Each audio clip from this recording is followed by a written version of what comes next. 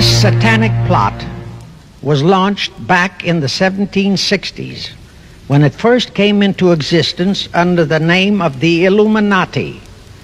This Illuminati was organized by one Adam Weishaupt, born a Jew, who was converted to Catholicism and became a Catholic priest, and then, at the behest of the then newly organized House of Rothschild, defected and organized the Illuminati.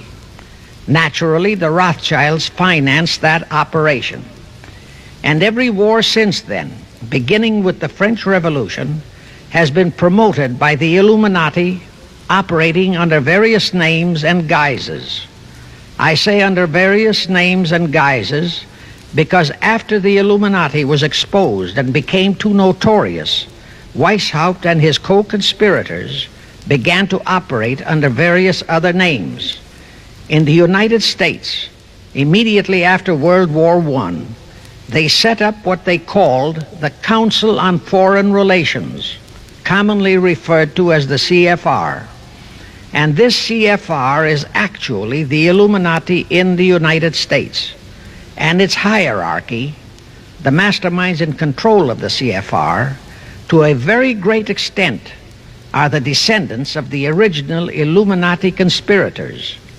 But to conceal that fact, most of them changed their original family names to American-sounding names.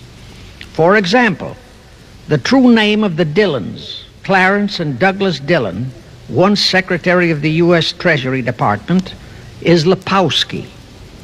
I'll come back to all this later.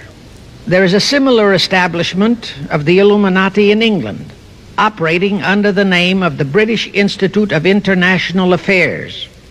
There are similar secret Illuminati organizations in France, Germany, and other nations operating under different names. And all these organizations, including the CFR, continuously set up numerous subsidiary or front organizations that are infiltrated into every phase of the various nations' affairs. But at all times, the operations of these organizations were and are masterminded and controlled by the internationalist bankers, who in turn were and are controlled by the Rothschilds. One branch of the Rothschild family had financed Napoleon. Another branch of the Rothschilds, both branches the real masterminds of the Illuminati, financed Britain, Germany, and the other nations in the Napoleonic Wars. Immediately after the Napoleonic Wars, the Illuminati assumed that all the nations were so destitute and so weary of wars that they'd be glad for any solution. So the Rothschild stooges set up what they called the Congress in Vienna, and at that meeting they tried to create the first League of Nations, their first attempted one world government, on the theory that all the crowned heads of the European governments were so deeply in debt to them that they would willingly or unwillingly serve as their stooges. But the Tsar of Russia caught the stench of the plot and completely torpedoed it. The enraged Nathan Rothschild, then the head of that dynasty, vowed that someday he or his descendants would destroy the Tsar and his entire family. And his descendants did accomplish that very threat in 1917. At this point, bear in mind that the Illuminati was not set up to operate on a short-range basis. Normally, a conspirator of any type enters into a conspiracy with the expectation of achieving his objective during his own lifetime. But that was not the case with the Illuminati. True, they hope to accomplish their objective during their lifetime. But, paraphrasing The Show Must Go On, the Illuminati operates on the very long-range basis. Whether it will take scores of years or even centuries, they have dedicated their descendants to keep the plot boiling until they hope the conspiracy is achieved. Now let's go back to the birth of the Illuminati. Adam Weishaupt was a Jesuit-trained professor of canon law, teaching in Ingolstadt University when he defected from Christianity to embrace the Luciferian conspiracy. It was in 1770 that the professional moneylenders, the then recently organized House of Rothschild, retained him to revise and modernize the age-old protocols of Zionism, which from the outset was designed to give the synagogue of Satan, so named by Jesus Christ, ultimate world domination, so they could impose the Luciferian ideology upon what would remain of the human race after the final social cataclysm by use of satanic despotism. Weishaupt completed his task May 1st, 1776. Now you know why May 1 is the great day with all communist nations to this very day. That was the day, May 1, 1776, that Weishaupt completed his plan and officially organized the Illuminati to put the plan into execution. That plan required the destruction of all existing governments and religions. That objective was to be reached by dividing the masses of people whom he, Weishaupt, termed goyim, or human cattle, into opposing camps in ever-increasing numbers on political, social, economic, and other issues, the very conditions we have in our country today. The opposing sides were then to be armed and incidents provided which would cause them to fight and weaken themselves and gradually destroy national governments and religious institutions. Again, I say, the very conditions in the world today. Now, just why did the conspirators choose the word Illuminati for their satanic organization? Weishaupt himself said that the word is derived from Lucifer and means holders of the light, using the lie that his objective was to bring about a one-world government to enable those with mental ability to govern the world and prevent all wars in the future. In short, using the word peace on earth as his bait, exactly as that same bait, peace, was used by the 1945 conspirators to foist the United Nations on us. Weishaupt, financed, I repeat, by the Rothschilds, recruited some 2,000 paid followers. These included the most intelligent men in the fields of arts and letters, education, the sciences, finance, and industry. He then established lodges of the Grand Orient, Masonic lodges, to be their secret headquarters. And I again repeat that in all of this he was acting under orders from the House of Rothschild. The main features of the Weishaupt plan of operation required his Illuminati to do the following things to help them to accomplish their purpose. Number one, use monetary and sex bribery to obtain control of men already in high places in the various levels of all governments and other fields of endeavor. Once influential persons had fallen for the lies, deceits, and temptations of the Illuminati, they were to be held in bondage by application of political and other forms of blackmail, threats of financial ruin, public exposure and physical harm, even death, to themselves and loved members of their families. Do you realize how many present top officials in our federal government in Washington are controlled in just that way by the CFR? Number two, Illuminati on the faculties of colleges and universities were to cultivate students possessing exceptional mental ability, belonging to well-bred families with international leanings, and recommend them for special training in internationalism. Such training was to be provided by granting scholarships to those selected by the Illuminists. That gives you an idea what a Rhodes Scholarship means. It means indoctrination into accepting the idea that only a one-world government can put an end to recurring wars and strife. That's how the United Nations was sold to the American people. All such scholars were to be first persuaded and then convinced that men of special talent and brains have the right to rule those less gifted on the ground that the masses don't know what is best for them physically, mentally, and spiritually.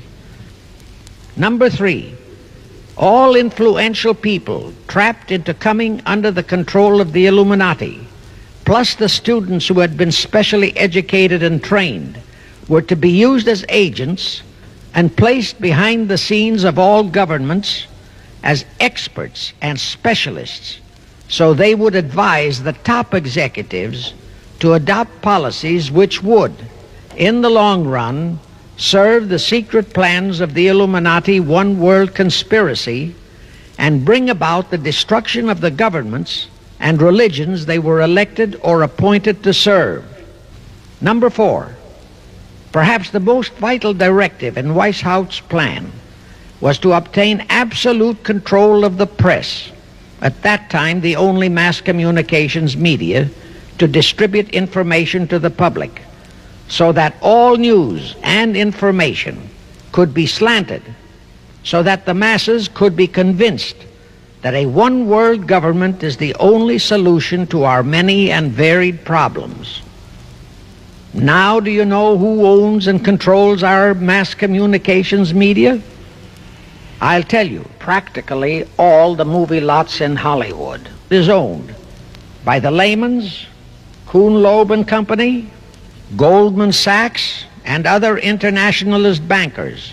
All the national radio and TV channels in the nation are owned and controlled by those same internationalist bankers.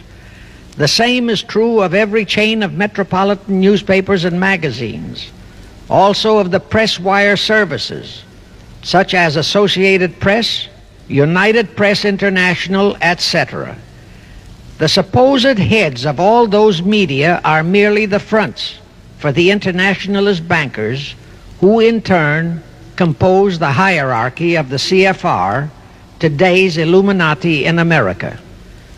Now can you understand why the Pentagon's press agent Sylvester so brazenly proclaimed that the government has the right to lie to the people?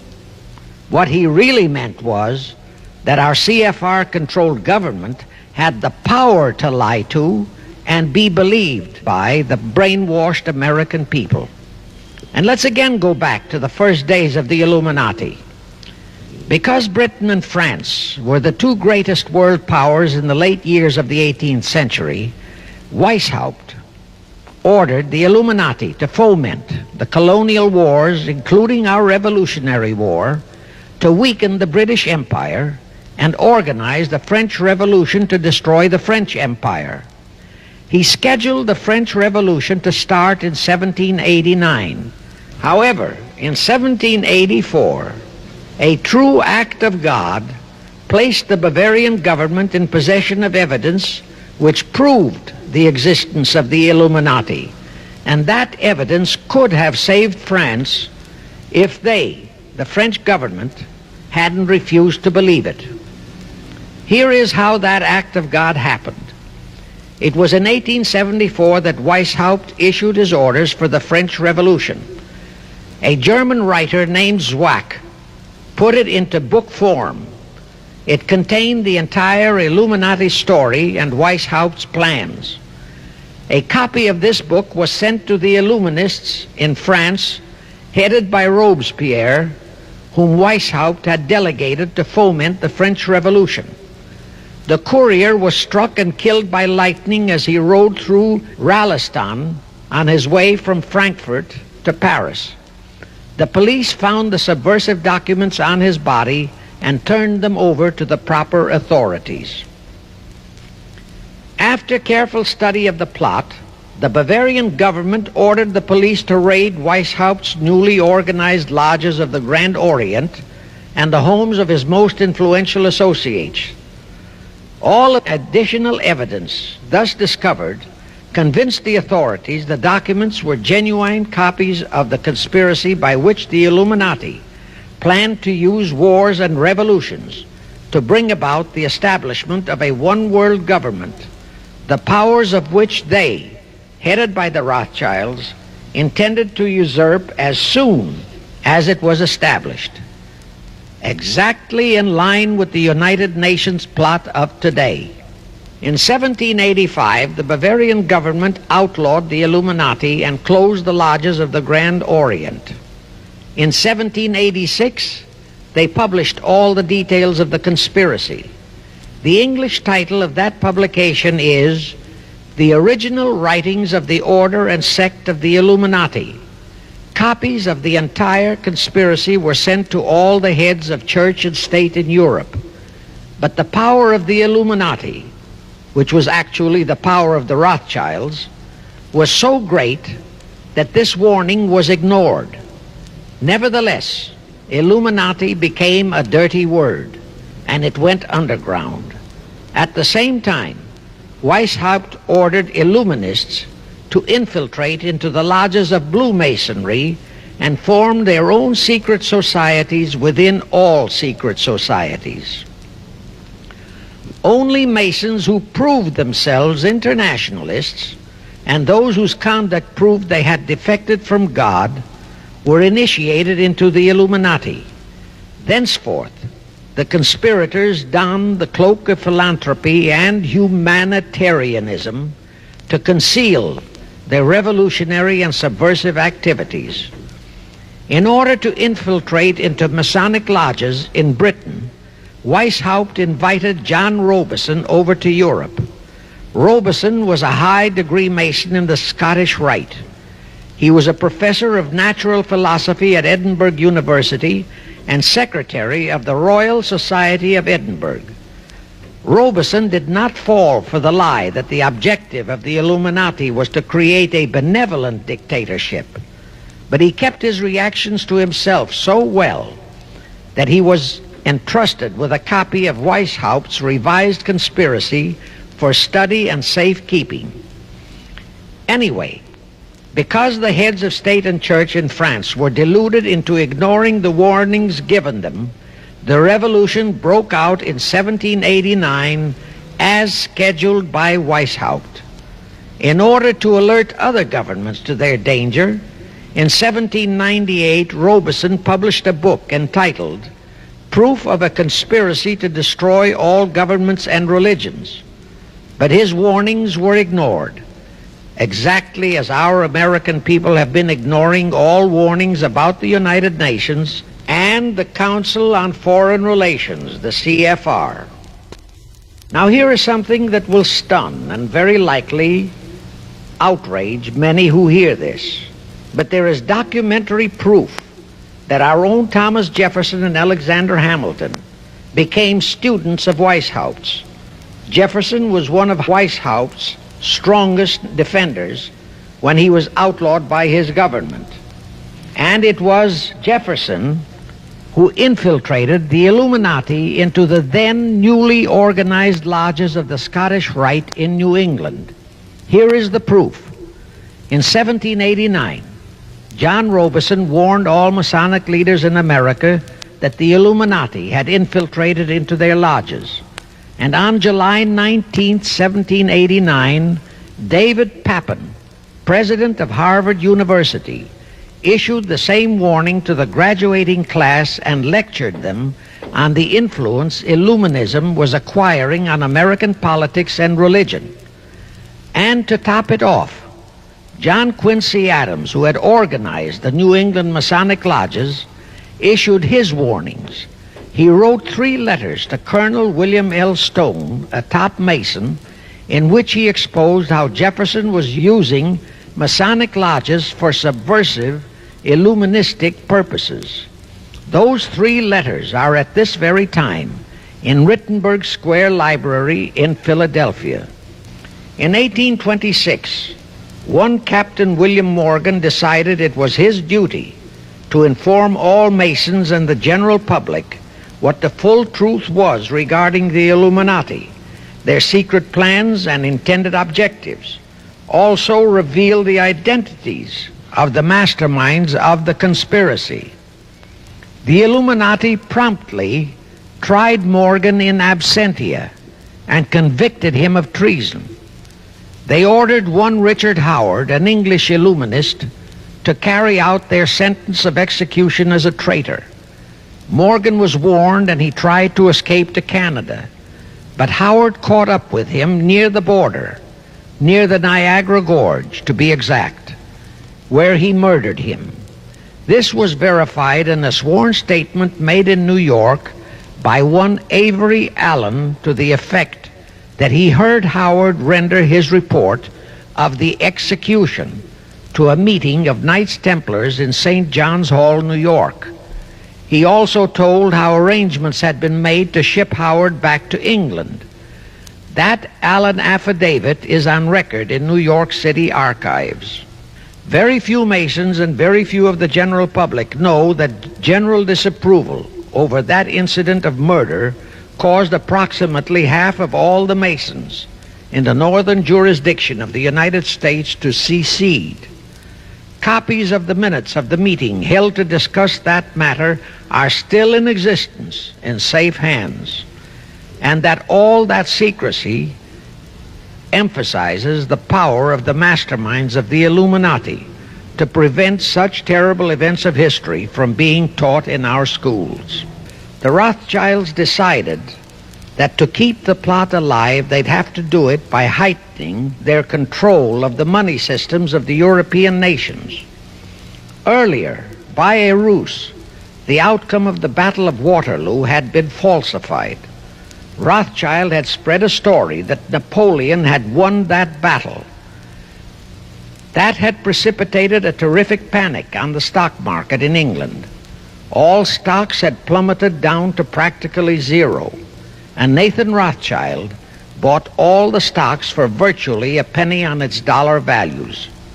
That gave him complete control of the economy of Britain and virtually of all Europe. So immediately after that Congress in Vienna had boomeranged, Rothschild forced Britain to set up a new Bank of England, which he absolutely controlled. Exactly as later, through Jacob Schiff, he engineered our own Federal Reserve Act, which gave the House of Rothschild a secret control of the economy in the United States. Weishaupt died in 1830, but prior to his death he prepared a revised version of the age-old conspiracy, the Illuminati, which under various aliases was to organize, finance, direct, and control all international organizations and groups by working their agents into executive positions at the top. In the United States, we have Woodrow Wilson, Franklin Roosevelt, Jack Kennedy, Johnson, Rusk, McNamara, Fulbright, etc. as prime examples. In addition, while Karl Marx was writing the Communist Manifesto under the direction of one group of Illuminists, Professor Karl Ritter of Frankfurt University was writing the antithesis under direction of another group. The idea was that those who direct the overall conspiracy could use the differences in those two so-called ideologies to enable them to divide larger and larger members of the human race into opposing camps so that they could be armed and then brainwashed into fighting and destroying each other, and particularly to destroy all political and religious institutions. The work Ritter started was continued after his death and completed by the German so-called philosopher Friedrich Wilhelm Nietzsche, who founded Nietzscheism. This Nietzscheism was later developed into fascism and then into Nazism, and was used to foment World Wars I and II. In 1834, the Italian revolutionary leader Giuseppe Mazzini was selected by the Illuminati to direct their revolutionary program throughout the world. He served in that capacity until he died in 1872. But some years before he died, Mazzini had enticed an American general named Albert Pike into the Illuminati. Pike was fascinated by the idea of a one-world government, and ultimately he became the head of this Luciferian conspiracy. Between 1859 and 1871, Pike, worked out a military blueprint for 3 world wars and various revolutions throughout the world. Again, I remind that these conspirators were never concerned with immediate success. They always operated on a long-range view. Pike did most of his work in his home in Little Rock, Arkansas. But a few years later, when the Illuminati's lodges of the Grand Orient became suspect and repudiated because of Mazzini's revolutionary activities in Europe, Pike organized what he called the New and Reformed Palladian Rite. He set up 3 supreme councils, one in Charleston, South Carolina, one in Rome, Italy, and the 3rd in Berlin, Germany. He had Mazzini establish 23 subordinate councils in strategic locations throughout the world. These have been the secret headquarters of the world revolutionary movement ever since. Long before Marconi invented radio, the scientists in the Illuminati had found the means for Pike and the heads of his councils to communicate secretly. It was the discovery of that secret that enabled intelligence officers to understand how apparently unrelated incidents, one such as the assassination of an Austrian prince at Sarajevo, took place simultaneously throughout the world, which developed into a war or a revolution. Pike's plan was as simple as it has proved effective. It called for communism, Nazism, political Zionism, and other international movements be organized and used to foment 3 global world wars and at least 2 major revolutions. The First World War was to be fought so as to enable the Illuminati to destroy Tsarism in Russia, as vowed by Rothschild after the Tsar had torpedoed his scheme at the Congress in Vienna, and to transform Russia into a stronghold of atheistic communism. The differences stirred up by agents of the Illuminati between the British and German empires were to be used to foment this war. After the war would be ended, communism was to be built up and used to destroy other governments and weaken religions. World War II, when and if necessary, was to be fomented by using the controversies between fascists and political Zionists. And here let it be noted that Hitler was financed by Krupp, the Warburgs, the Rothschilds, and other internationalist bankers, and that the slaughter of the supposed 600,000 Jews by Hitler didn't bother the Jewish internationalist bankers at all. That slaughter was necessary in order to create worldwide hatred of the German people and thus bring about the war against them. In short, this Second World War was to be fought to destroy Nazism and to increase the power of political Zionism so that the State of Israel could be established in Palestine. As we know now, Roosevelt, Churchill, and Stalin put that exact policy into effect, and Truman, Eisenhower, Kennedy, and Johnson continued that same exact policy. World War III is to be fomented by using the so-called controversies the agents of the Illuminati, operating under whatever new name, are now stirring up between the political Zionists and the leaders of the Muslim world. That war is to be directed in such a manner that all of Islam and political Zionism, Israel, will destroy each other, while at the same time the remaining nations, once more divided on this issue, will be forced to fight themselves into a state of complete exhaustion, physically, mentally, spiritually, and economically. Now, can any thinking person doubt that the intrigue now going on in the Near, Middle, and Far East is designed to accomplish that satanic objective? Pike himself foretold all this in a statement he made to Mazzini on August 15, 1871. Pike stated, "Those who will inspire to undisputed world domination will provoke the greatest social cataclysm the world has ever known." Quoting his own words, taken from the letter he wrote to Mazzini, and which letter is now catalogued in the British Museum in London, England, he said, "We shall unleash the nihilists and the atheists, and we shall provoke a great social cataclysm which in all its horror will show clearly to all nations the effect of absolute atheism, the origin of savagery and of most bloody turmoil. Then everywhere the people forced to defend themselves against the world minority of revolutionaries will exterminate those destroyers of civilization, and the multitudes disillusioned with Christianity, whose deistic spirits will be from that moment on without direction and leadership, and anxious for an ideal but without knowledge where to send its adoration, will receive the true light through the universal manifestation of the pure doctrine of Lucifer, brought finally out into public view, a manifestation which will result from a general reactionary movement which will follow the destruction of Christianity and atheism, both conquered and exterminated at the same time." When Mazzini died in 1872, Pike made another Italian revolutionary leader named Adrian Lemmy his successor. Lemmy, in turn, was succeeded by Lenin and Trotsky, then by Stalin. The revolutionary activities of all those men were financed by British, French, German, and American international bankers, all of them dominated by the House of Rothschild.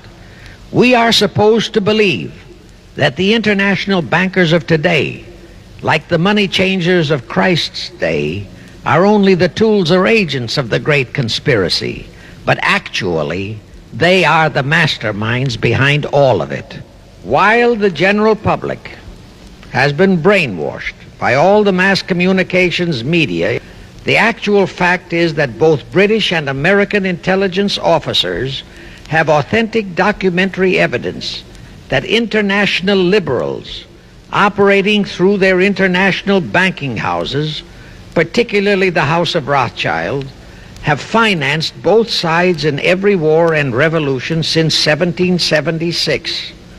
Those who today comprise the conspiracy, the CFR in the United States, direct our governments, whom they hold in usury through such methods as the Federal Reserve System in America, to fight wars such as Vietnam, created by the United Nations, so as to further Pike's Illuminati plans to bring the world to that stage of the conspiracy. The headquarters of the great conspiracy in the late 1700s was in Frankfurt, Germany, where the House of Rothschild had been established by Mayer Anschelm, who adopted the Rothschild name and linked together other international financiers who had literally sold their souls to the devil. After the Bavarian government's exposure in 1786, the conspirators moved their headquarters to Switzerland, then to London. Since World War II, after Jacob Schiff, the Rothschild's boy in America, died, the headquarters of the American branch has been in the Harold Pratt Building, New York, and the Rockefellers, originally protégés of Schiff, have taken over the manipulation of finances in America for the Illuminati. In the final phases of the conspiracy, the one world government will consist of the king dictator, head of the United Nations, the CFR, and a few billionaires, economists, and scientists who have proved their devotion to the great conspiracy. All others are to be integrated into a vast conglomeration of mongrelized humanity, actually slaves. Now let me show you how our federal government and the American people have been sucked into the one world takeover plot of the Illuminati great conspiracy. And always bear in mind that the United Nations was created to become the housing for that one world so-called liberal conspiracy. The real foundations of the plot for the takeover of the United States were laid during the period of our Civil War. Not that Weishaupt and the earlier masterminds had ever overlooked the New World. As I have previously indicated, Weishaupt had his agents planted over here as far back as the Revolutionary War. But George Washington was more than a match for them. It was during the Civil War that the conspirators launched their first concrete efforts. We know that Judah Benjamin, chief advisor of Jefferson Davis, was a Rothschild agent. We also know that there were Rothschild agents planted in Abraham Lincoln's cabinet who tried to sell him into a financial dealing with the House of Rothschild. But old Abe saw through the scheme and bluntly rejected it, thereby incurring the undying enmity of the Rothschilds, exactly as the Russian Tsar did when he torpedoed their first League of Nations at the Congress in Vienna. Investigation of the assassination of Lincoln revealed that the assassin, Booth, was a member of a secret conspiratorial group. Because there were a number of highly important government officials involved, the name of the group was never revealed, and it became a mystery, exactly as the assassination of Jack Kennedy still is a mystery. The ending of the Civil War destroyed, temporarily, all chances of the House of Rothschild to get a clutch on our money system, such as they had acquired in Britain and other nations in Europe. I say temporarily because the Rothschilds and the masterminds of the conspiracy never quit. So they had to start from scratch, but they lost no time in getting started. Shortly after the Civil War, a young immigrant who called himself Jacob H. Schiff arrived in New York. Jacob was a young man with a mission for the House of Rothschild. Jacob was the son of a rabbi, born in one of Rothschild's houses in Frankfurt, Germany. I won't go deeply into his background.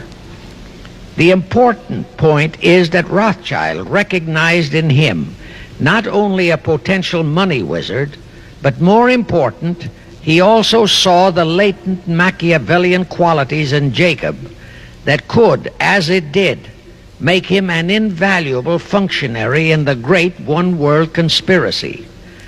After a comparatively brief training period in the Rothschilds' London bank, Jacob left for America with instructions to buy into a banking house, which was to be the springboard to acquire control of the money system of the United States.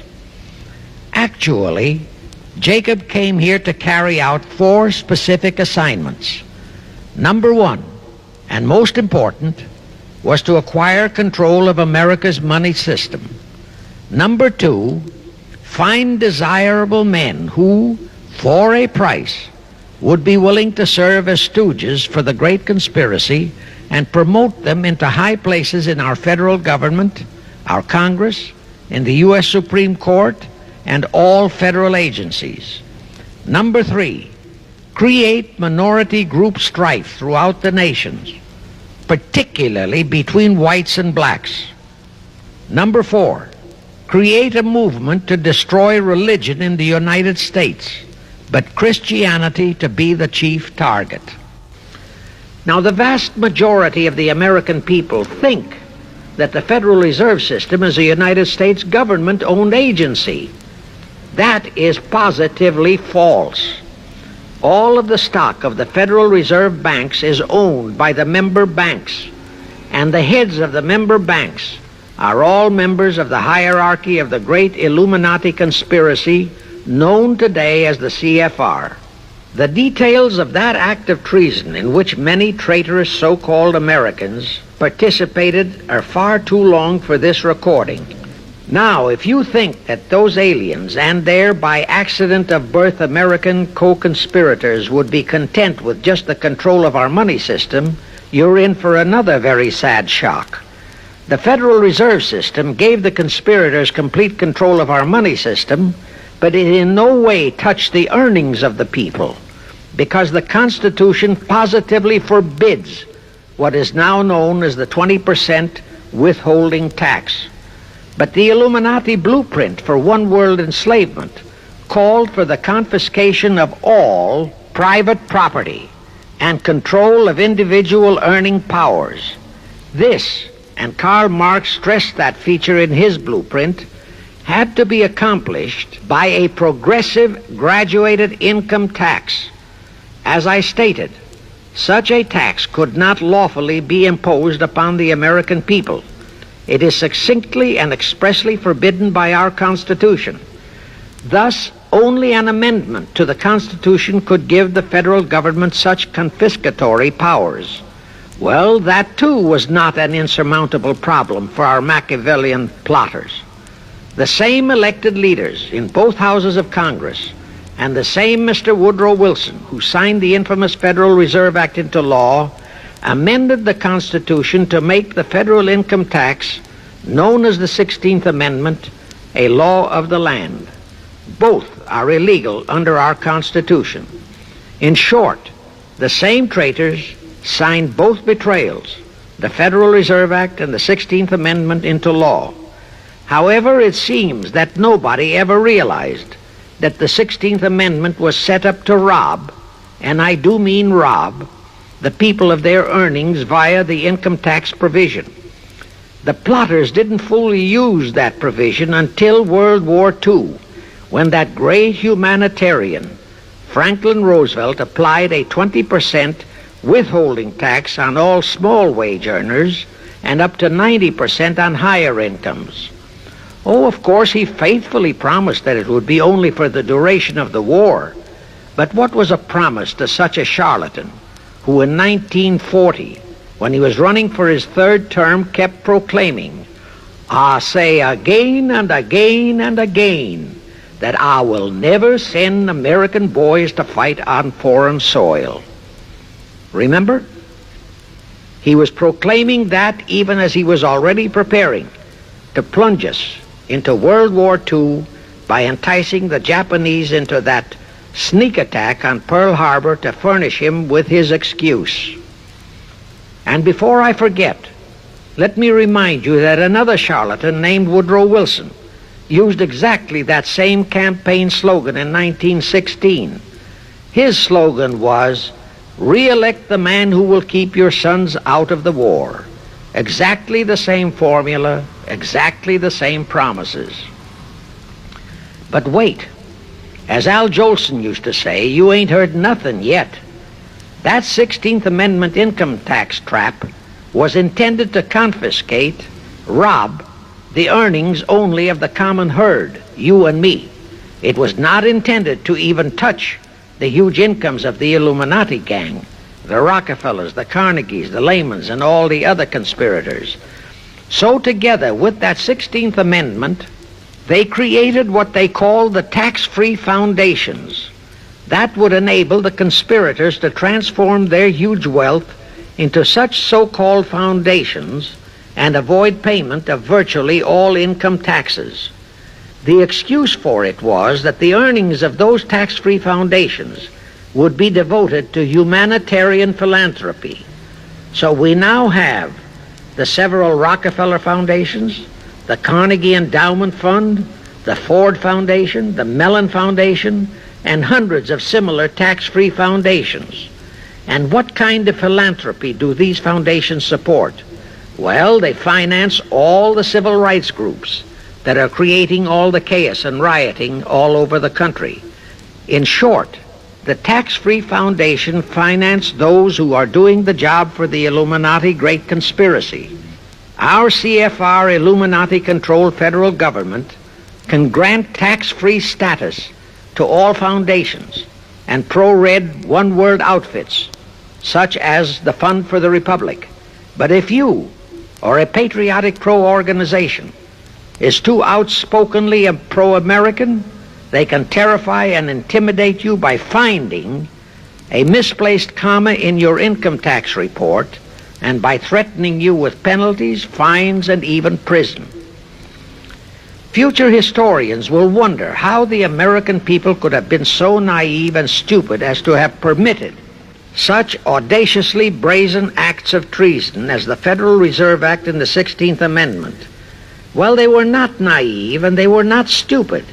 The answer is they trusted the men they elected to safeguard our country and our people, and they just didn't have even an inkling about either betrayal until after each one had been accomplished. It was the Illuminati-controlled mass communications media that kept and is keeping our people naive and stupid and unaware of the treason being committed. Now the great question is, when will the people wake up and do to our traitors of today what George Washington and our founding fathers would have done to Benedict Arnold? Actually, Benedict Arnold was a petty traitor compared to our present traitors in Washington. Now let's go back to the events that followed the rape of our Constitution by the passage of the Federal Reserve Act of the 16th Amendment.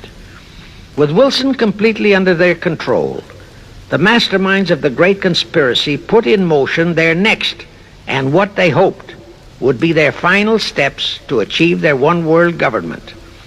The first of those steps was to be World War I. Why war? Simple. The only excuse for a one-world government is that it will supposedly ensure peace. The only thing that can make people cry for peace is war. War brings chaos, destruction, exhaustion, to winner as well as to loser. It brings economic ruin to both. Most important, it destroys the flower of the young manhood of both. To the saddened and heartbroken oldsters, the mothers and fathers, who are left with nothing but memories of their beloved sons, peace becomes worth any price. And that is the emotion upon which the conspirators depend for the success of their satanic plot. Throughout the 19th century, from 1814 to 1914, the world as a whole was at peace. Such wars as the Franco-Prussian, our own Civil War, the Russo-Japanese War, were what might be termed local disturbances that did not affect the rest of the world. All the great nations were prosperous, the peoples staunchly nationalistic and fiercely proud of their sovereignties. It was utterly unthinkable that the French and the German peoples would be willing to live under a one-world government, or the Turks and the Russians, or the Chinese and the Japanese. Even more unthinkable that a Kaiser Wilhelm or a Franz Joseph or a Tsar Nicholas or any monarch would willingly and meekly surrender his throne to a one-world government. But bear in mind that the peoples in all nations are the real power, and only one thing, war, could make the peoples yearn and clamor for a peace-ensuring one-world government. But it would have to be a frightful and horribly devastating war. It could not be just a local disturbing war between just two nations. It would have to be a world war. No major nation must be left untouched by the horrors and devastation of such a war. The cry for peace must be made universal. Actually, that was the format set by the Illuminati and Nathan Rothschild at the turn of the 19th century. They first maneuvered all of Europe into the Napoleonic Wars. Then the Congress in Vienna, which they, and particularly Rothschild, planned to transform into a League of Nations, which was to have been the housing for their one-world government, exactly as the present United Nations was set up to be the housing for the forthcoming, God forbid, one-world government. Anyway, that was the format the House of Rothschild and Jacob Schiff decided to employ to achieve their objective in 1914. Of course, they knew that that same format had failed in 1814, but they theorized that was only because the Tsar of Russia had torpedoed that scheme. Well, the present 1914 conspirators would eliminate that 1814 fly in the ointment. They'd make sure that after the New World War, they were conspiring there'd be no Tsar of Russia around to throw monkey wrenches into the machinery. History records that World War I was precipitated by a trivial incident The kind of incident both Weishaupt and Albert Pike had incorporated in their blueprints. That incident was the assassination of an Austrian archduke, arranged by the Illuminati masterminds. The war followed. It involved Germany, Austria-Hungary, and their allies, so-called the Axis powers, against France, Britain, and Russia, called the Allies. Only the United States was not involved during the first 2 years. By 1917, the conspirators had achieved their primary objective. All of Europe was in a state of destitution. All the peoples were war-weary and crying for peace. And the outcome, too, was all set. It was to come as soon as the United States would be hurled in on the side of the Allies. And that was all set to happen immediately after Wilson's re-election. After that, there could be only one outcome: complete victory for the Allies. When Wilson was campaigning for re-election in 1916, his chief appeal was, "Re-elect the man who will keep your sons out of the war."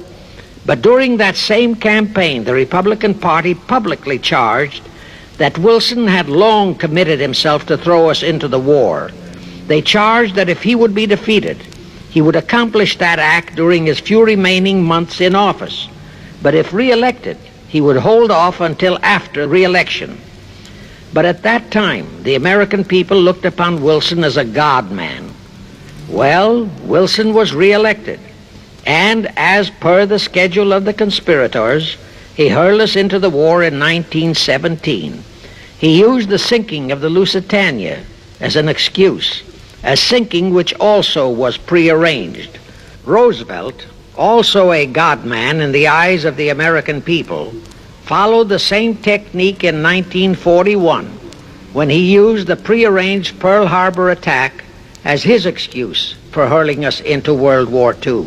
Now, exactly as the conspirators planned, victory for the Allies would eliminate all the monarchs of the defeated nations and leave all their peoples leaderless, confused, bewildered, and perfectly conditioned for the one-world government the great conspiracy intended would follow. But there still would be an obstacle, the same obstacle that had balked the Illuminati and Rothschild at that Congress in Vienna peace gathering after the Napoleonic Wars. Russia would be on the winning side this time, as it was in 1814. Therefore, the Tsar would be securely on his throne. Here it is pertinent to note that Russia, under the Tsarist regime, had been the one country in which the Illuminati had never made any headway, nor had the Rothschilds ever been able to infiltrate their banking interests. Thus, a winning Tsar would be more difficult than ever to cope with. Even if he could be enticed into a so-called League of Nations, it was a foregone conclusion that he would never, but never go for a one-world government. So even before the outbreak of World War I, the conspirators had a plan in the making to carry out Nathan Rothschild's vow of 1814 to destroy the Tsar and also murder all possible royal heirs to the throne. And it would have to be done before the close of the war, and the Russian Bolsheviki were to be their instruments in this particular plot. From the turn of the century, the chiefs of the Bolsheviki were Nikolai Lenin, Leon Trotsky, and later Joseph Stalin. Of course, those were not their true family names. Prior to the outbreak of the war, Lenin headquartered in Paris. After the outbreak, Switzerland became his haven. Trotsky's headquarters were on the Lower East Side in New York, largely the habitat of Russian Jewish refugees. Both Lenin and Trotsky were similarly bewhiskered and unkempt. In those days, that was the badge of Bolshevism. Both lived well, yet neither had a regular occupation. Neither had any visible means of support, yet both always had plenty of money. All those mysteries were solved in 1917. Right from the outset of the war, strange and mysterious goings-on were taking place in New York. Night after night, Trotsky darted furtively in and out of Jacob Schiff's palatial mansion. And in the dead of those same nights, there were gatherings of hoodlums of New York's Lower East Side, all of them Russian refugees, at Trotsky's headquarters, and all were going through some mysterious sort of training process. But it was all shrouded in mystery. Nobody talked, although it did leak out that Schiff was financing all of Trotsky's activities. Then suddenly Trotsky vanished. So did approximately 300 of his trained hoodlums. Actually, they were on the high seas in a Schiff-chartered ship bound for a rendezvous with Lenin and his gang in Switzerland. And on that ship was $20 million in gold. The $20 million Schiff provided to finance the Bolsheviki takeover of Russia. In anticipation of Trotsky's arrival, Lenin prepared to throw a party in his Switzerland hideaway. Men of the very highest places in the world were to be guests at that party. Among them were the mysterious Colonel Edward Mandell House, Woodrow Wilson's mentor and palsy-walsy, and more important, Schiff's special and confidential messenger. Another of the expectant guests was Warburg of the Warburg banking clan in Germany, who were financing the Kaiser, and whom the Kaiser had rewarded by making him chief of the secret police of Germany. In addition, there were the Rothschilds of London and Paris, also Litvinov, Kaganovich, Stalin, who was then head of a train and bank-robbing gang of bandits. He was known as the Jesse James of the Urals. And here I must remind that England and France were then long in war with Germany, and that on February 3, 1917, Wilson had broken off all diplomatic relations with Germany.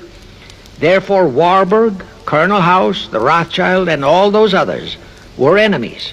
But of course, Switzerland was neutral ground where enemies could meet and be friends, especially if they had some scheme in common. That Lenin party was very nearly wrecked by an unforeseen incident. The Schiff-chartered ship on its way to Switzerland was intercepted and taken into custody by a British warship. But Schiff quickly rushed orders to Wilson to order the British to release the ship intact with the Trotsky hoodlums and the gold. Wilson obeyed. He warned the British that if they refused to release the ship, the United States would not enter the war in April as he had faithfully promised a year earlier. The British heeded the warning. Trotsky arrived in Switzerland, and the Lenin party went off as scheduled. But they still faced what ordinarily would have been the insurmountable obstacle of getting the Lenin-Trotsky band of terrorists across the border into Russia. Well, that's where Brother Warburg, chief of the German secret police, came in. He loaded all those thugs into sealed freight cars and made all the necessary arrangement for their secret entry into Russia. The rest is history. The revolution in Russia took place, and all members of the royal Romanov family were murdered. Now, my chief objective is to establish beyond even a remote doubt that communism, so-called, is an integral part of the Illuminati's great conspiracy for the enslavement of the entire world.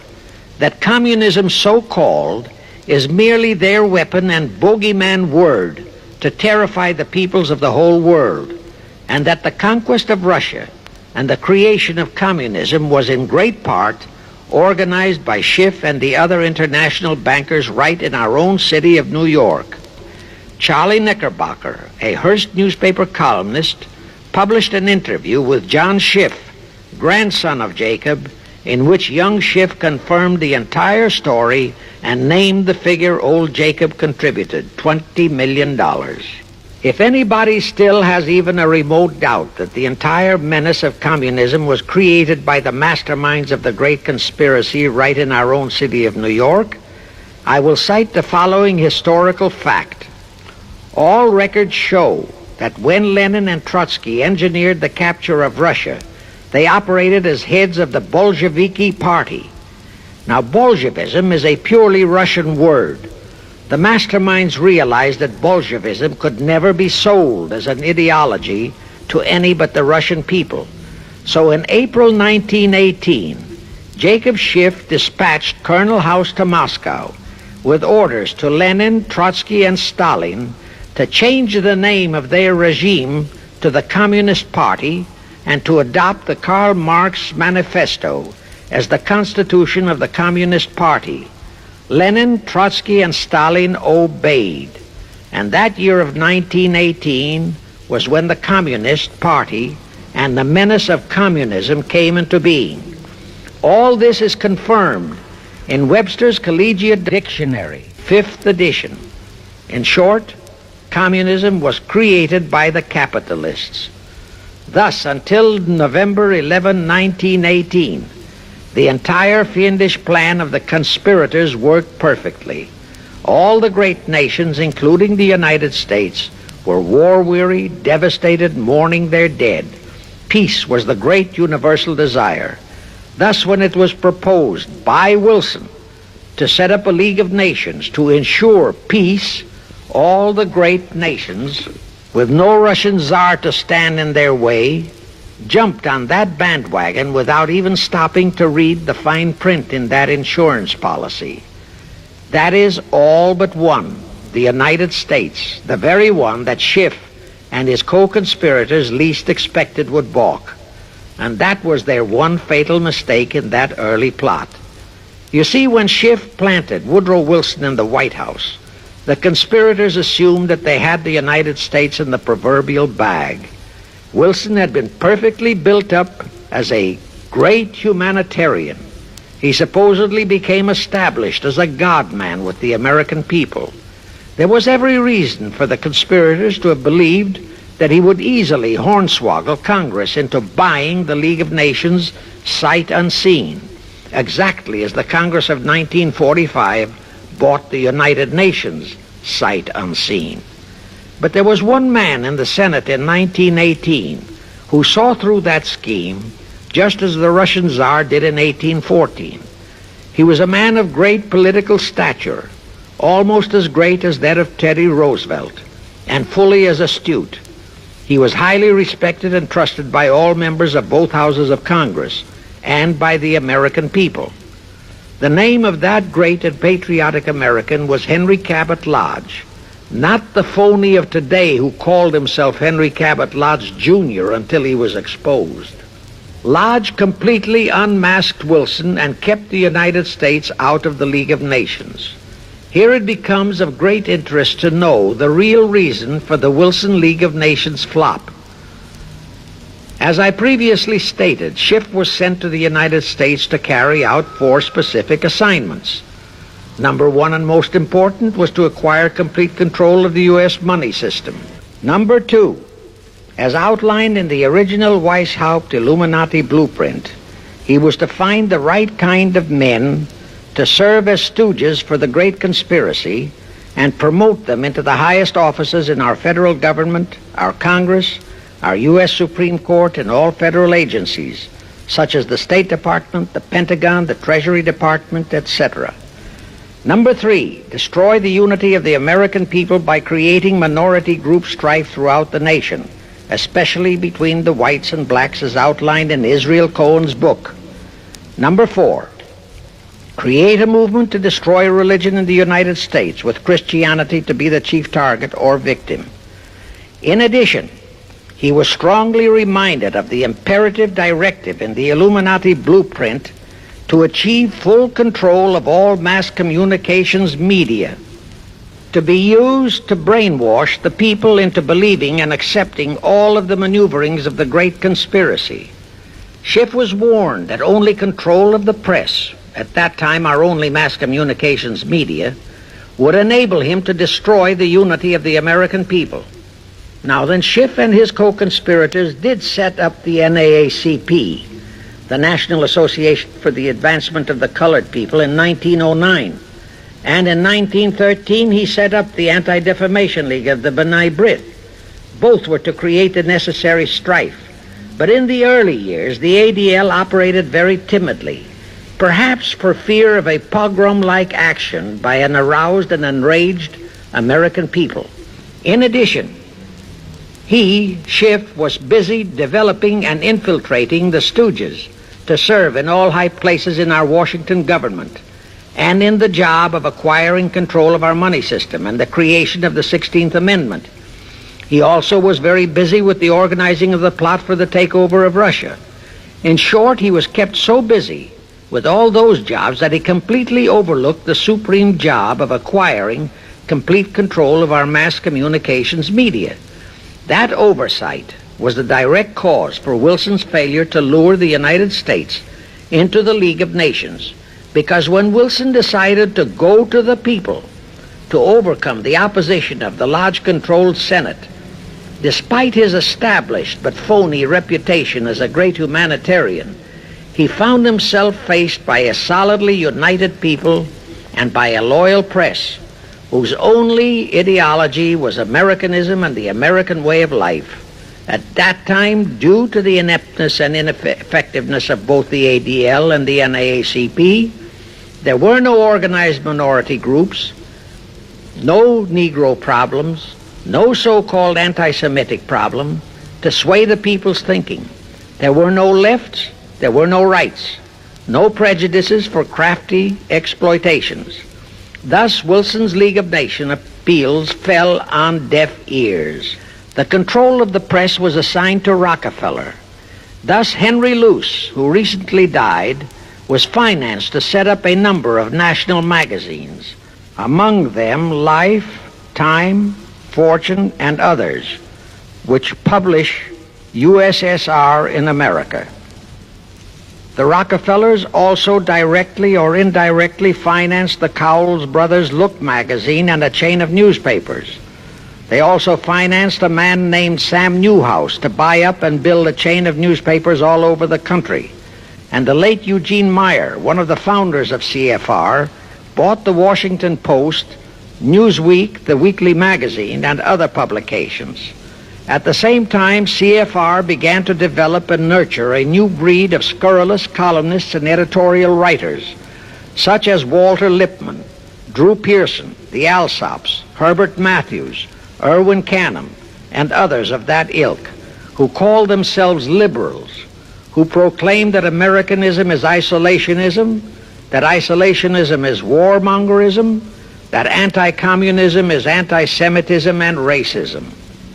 All that took time, of course, but today our entire press, except for some local small-town papers and weeklies published by patriotic organizations, is completely controlled by CFR stooges, and thus they finally succeeded in breaking us up into a nation of quarreling, wrangling, squabbling, hating factions.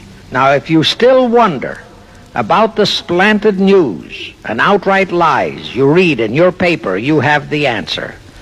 To the Lehmans, Goldman Sachs, Kuhn Loeb, and the Warburgs, the CFR assigned the job of getting control of the motion picture industry, Hollywood, radio and television, and believe you me, they succeeded. If you still wonder about the strange propaganda broadcasts by the Ed Murrows, Chet Huntley, Howard K. Smith, Eric Severide, Drew Pearson, and others of that ilk, you have the answer. If you wonder about all the smut, sex, pornography, and mixed marriage films you see in your movie theater and on your TV set, all of which is demoralizing our youth, you have the answer. It tells in detail how the press, the movies, TV, and radio have been, and still are, used to brainwash the people, to demoralize our youth, and they have been and still are encouraging and creating sympathy for the rioting civil rights lawlessness. To the vast majority of the American people, our foreign policy for many years has been a complete enigma. Most of us simply can't understand why this great nation is seemingly floundering so helplessly in the art of diplomacy. We can't understand why our leaders are seemingly so confused and bewildered in all their dealings. Now I have one more vital message to deliver. As I told you, one of the 4 specific assignments Rothschild gave Jacob Schiff was to create a movement to destroy religion in the United States, with Christianity to be the chief target. For a very obvious reason, the Anti-Defamation League wouldn't dare to attempt it, because such an attempt could create the most terrible bloodbath in the history of the world. not only for the ADL and the conspirators, but for the millions of innocent Jews. Schiff turned that job over to Rockefeller for another specific reason. The destruction of Christianity could be accomplished only by those who are entrusted to preserve it, by the pastors, the men of the cloth. As a starter, John D. Rockefeller picked up a young so-called Christian minister by the name of Dr. Harry F. Ward, Reverend Ward, if you please. At that time, he was teaching religion at the Union Theological Seminary. Rockefeller found a very willing Judas in this reverend. Thereupon, in 1907, he financed him to set up the Methodist Foundation of Social Service. And Ward's job was to teach bright young men to become so-called ministers of Christ and to place them as pastors of churches. While teaching them to become ministers, the Reverend Ward also taught them how to very subtly and craftily preach to their congregations that the entire story of Christ is a myth, to cast doubts on the divinity of Christ, to cast doubts about the Virgin Mary. In short, to cast doubts on Christianity as a whole. It was not to be a direct attack, but much of it by crafty insinuation that was to be applied in particular to the youth in the Sunday schools. Remember Lenin's statement, "Give me just one generation of youth and I'll transform the whole world." Then, in 1908, the Methodist Foundation of Social Service, which incidentally was America's first Communist Front organization, changed its name to the Federal Council of Churches. By 1950, the Federal Council of Churches was becoming very suspect. So in 1950, they changed the name to the National Council of Churches. Do I have to tell you more about how this National Council of Churches is deliberately destroying faith in Christianity? I don't think so. But this I will tell you. If you are a member of any congregation whose pastor and church are members of this Judas organization, your contributions are helping the Illuminati's plot to destroy religion and your faith in God and Jesus Christ.